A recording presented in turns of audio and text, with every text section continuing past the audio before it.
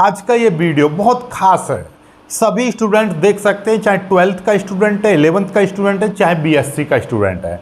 आप सभी के दिमाग में कभी ना कभी एक चीज़ दिमाग में ज़रूर आई होगी कि मैथ तो एक खौफनाक सब्जेक्ट है, डरावना सब्जेक्ट है, मैथ एक भयंकर सब्जेक्ट है, मैथ तो बहुत टफ सब्जेक्ट है, मैथ के सवाल तो आसानी से होते ही नहीं हैं और मैथ तो यार हमारे समझ में नहीं आता, मैथ के सवाल हमारे दिमाग से ऊपर से जाते हैं।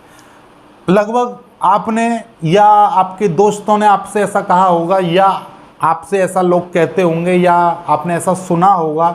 हमारा चारों तरफ का इन्वायरमेंट ही कुछ ऐसा है कि मैथ को एक हार्ड सब्जेक्ट के रूप में कंसीडर करता है, यानी कि वेरी टफ सब्जेक्ट के रूप में माना जाता है मैथमेटिक्स। लेकिन वास्तविकता इससे कुछ अलग है। मैथमेटिक्स ऐसा समझ लीजिएगा बहुत ही आसान, सबसे इजी सब्जेक्ट होता है और मैथ को यदि आप ढंग से करने लगोगे तो मैथ का सवाल यदि परीक्षा में आता है तो उसको आपने किया और एक सिस्टमिक और सही तरीके से किया तो उस पर नंबर भी नहीं कटता। लेकिन यदि फिजिक्स का 8 नंबर का क्वेश्चन है थ्योरी टाइप का, तो एग्जामिनर उससे नंबर भी काट सकता है। कि हो सकता है कि आप ऐसी थ्योरी लिखो कि एग्जामिनर संतुष्ट ना हो, लेकिन मैथ का एक सवाल है उसको सही कर दो, बस काम खत्म। एग्जामिनर इम्प्रेस हो या ना हो, बस उत्तर सही है, कॉन्सेप्ट सही है, पूरा नंबर मिलेगा। इसलिए मैथ सबसे इजी सब्जेक्ट हो जाता है आपकी परसेंटेज को बढ़ाने के लिए, आपके नंबर को इंक्रीज करने के लिए। लेकिन हमको पढ़ते उसको हम सही एक सिस्टमिक तौर पर हम उसको नहीं पढ़ते, इसलिए हमको वो टफ लगता है।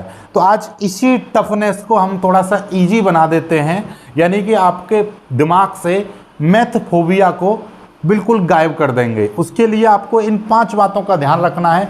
जब भी मैथ की पढ़ाई करो, जब भी मैथ का आप मान लीजिए स्कूल में पढ़ाई कर रहे हो तब, या सेल्फ स्टडी कर रहे हो तब, या ऑनलाइन कोचिंग ले रहे हो तब, या आप वीडियो देख रहे हो तब, मतलब यह है आप किसी भी माध्यम से मैथ पढ़ रहे हो तो इन बातों का आपको विशेष तौर पर ध्यान रखना है। तो चलिए आज से हम मैथ का डर खत्म करते हैं आपके दिमाग से। यानी मैथ में कमज़ोर हो तो भैया ये काम कर लो। कौन कौन से काम आपको करने हैं मैथ में?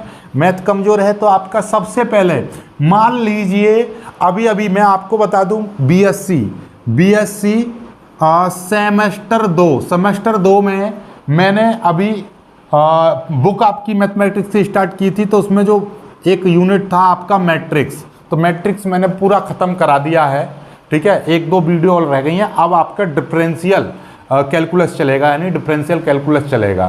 ठीक है, अब डिफरेंशियल इक्वेशंस चलेंगी।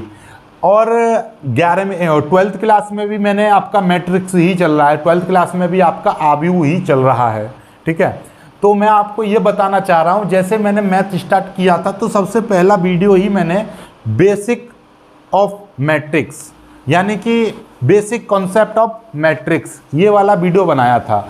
इसमें हमने मैट्रिक्स के कुछ कॉन्सेप्ट आपको क्लियर कराए थे कि मैट्रिक्स होता क्या है, इसका क्या यूज होता है, इससे क्या फ़ायदे हैं, ये कितने प्रकार का होता है, उनकी परिभाषा क्या होती है, ऐसी सारी चीज़ें। तो इस तरीके से इसका मतलब ये है, जब भी अब कभी भी चैप्टर पढ़ो मैथमेटिक्स में, जब भी आप चैप्टर पढ़ो तो उससे पहले आपको मैथ के कॉन्सेप्ट क्लियर करने हैं उस चैप्टर से संबंधित। जैसे कि मान लीजिए आपको अवकलन का चैप्टर पढ़ना है, या मान लीजिए आपको आव्यूह का चैप्टर पढ़ना है, या मान लीजिए आपको सारणी का चैप्टर पढ़ना है, जिस भी टॉपिक को आपको पढ़ना है तो पहले आप उसके बेसिक कॉन्सेप्ट जानो कि आखिर ये अवकलन होता क्या है, इसके फॉर्मूले क्या हैं। ठीक है, ये कैसे यूज, फॉर्मूलों को हम किस तरह से उन पर लगाते हैं, अप्लाई करते हैं। तो मतलब ये है, कभी भी जो भी चैप्टर आपको पढ़ना है उसका सबसे पहले बेसिक कॉन्सेप्ट और उसके फॉर्मूले ज़रूर देखने हैं। यदि ये नहीं करोगे तो मैथ आपको हमेशा ही खौफनाक लगेगा, हमेशा ही हार्ड लगेगा। दूसरी सबसे खास बात कि जब भी पढ़ो, मान लीजिए आप कभी ना कभी पढ़ोगे, टीचर से पढ़ोगे या कहीं ना कहीं वीडियो देखोगे, सेल्फ स्टडी तो बाद में करोगे, लेकिन उससे पहले आप कहीं ना कहीं से तो पढ़ोगे। स्टडी यानी आप कहीं ना कहीं से तो ज्ञान प्राप्त करोगे ही, चाहे आप स्कूल से ज्ञान प्राप्त कर रहे हो, या ट्यूशन में पढ़ रहे हो, या ऑनलाइन पढ़ रहे हो, या वीडियो के माध्यम से देख रहे हो। तो जब भी कभी भी आपको किसी भी चीज़ में डाउट लगे कि ये चीज़ हमको समझ में ना आए, तो अपने टीचर से तुरंत पूछो। यानी कि पढ़ते समय प्रश्न जरूर पूछना है आपको, यदि आपको किसी भी चीज़ में डाउट है तो। डाउट है तो डाउट क्लियर जरूर करना। अब ऐसे नहीं चल यार छोड़, मुझे क्या, इस सवाल को छोड़ दूंगा, ना समझ में आ रहा कोई बात, ऐसा नहीं सोचना। ठीक है, आपने देखा होगा शरीर में यदि एक छोटी सी बीमारी हो जाए, 2-4 मच्छर काट जाए, बुखार आ जाए, तो वो इलाज सही ढंग से नहीं कराओगे तो मलेरिया बन जाएगा। ऐसे ही बुखार आता रहा और आप ढंग से नहीं देखोगे तो आपके दिमाग का बुखार चढ़ जाएगा, टाइफाइड हो जाएगा, बहुत सारी चीज़ें बन जाती हैं। शरीर में कोई एक रोग लग जाए, उसका यदि आप इलाज नहीं कराओगे समय पर, तो वो आपके शरीर को नष्ट कर देगा, धीरे धीरे करके बेकार कर देगा और फिर वो बीमारी बड़ी हो जाती है। उसी तरीके से यदि आप किसी समय सवाल पढ़ रहे हो और उसमें आपको डाउट आ जाए तो उसको नहीं पूछोगे तो वो हमेशा आपको जीवन भर परेशान करेगा और वही आपकी बीमारी बन जाएगी, जो आगे चल के एक बहुत बड़ा रोग हो जाएगा। पेपर समय पर उसके साइड इफेक्ट और देखने को मिलेंगे। ठीक है, चलिए, तो सवाल पढ़ते समय डाउट को क्लियर करना है। ऑनलाइन में आप कमेंट करके पूछो, लाइव क्लास चल रही है तो टीचर से कमेंट करके पूछो, पर पूछना जरूर है। चलिएगा, फिर सबसे आसान प्रश्नों को पहले करना है।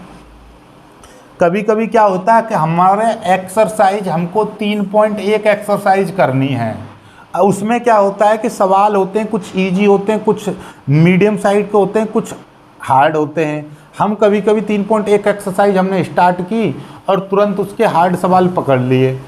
ऐसा नहीं करना, हमें इंटरेस्ट बनाना है मैथ में। और इंटरेस्ट कब बनता है? जब हम सवाल को सॉल्व करते रहते हैं। आपने मैथ की किताब पढ़ी, पहला ही सवाल पर आप अटक गए तो मैं गारंटी दे रहा हूं कि आप फिर उसको 2-2.5 घंटे उसी इंटरेस्ट के साथ, उसी मनोबल के साथ नहीं पढ़ सकते। पढ़ोगे कब? जब आप सवाल सॉल्व करने लगोगे। इसलिए अपने दिमाग को क्या करना है, ये बताना है कि मैथ तो बहुत इजी है, हलवा है, तो सबसे पहले 4-5 सवाल इजी करो, फिर उससे बाद में थोड़ा सा हार्ड लेवल के लो। यानी कि पहले इजी, फिर उससे हार्ड, फिर उससे हार्ड, फिर उससे हार्ड, इस तरह से चलना है। ठीक है, फिर आगे करना है कि कभी भी मैथ को रटना नहीं है, मैथ के फॉर्मूलों को रटना नहीं है, मैथ के कॉन्सेप्ट को, किसी भी चीज़ को रटना नहीं है।